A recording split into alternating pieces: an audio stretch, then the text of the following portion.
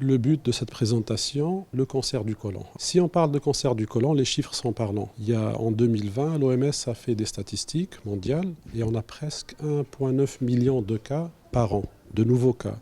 Et il y a presque 930 000 décès par an. Donc les chiffres sont importants. Sur cette étude, on remarque que dans les pays à fort revenu, les pays développés, il y a une baisse de l'incidence grâce au dépistage. C'était le thème de ma communication.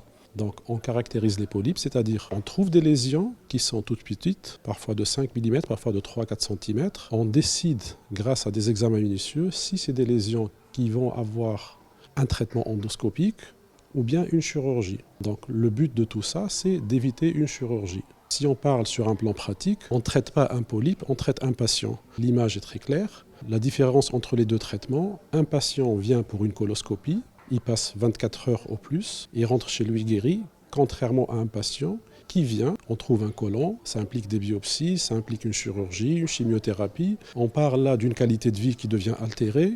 La présentation de ce matin, c'est de faire la part et de transmettre aux jeunes gastro-entérologues et de leur faire comprendre l'importance du dépistage et de bien reconnaître ces classifications dont on a parlé pour savoir bien orienter les patients. On est sur un thème de prévention.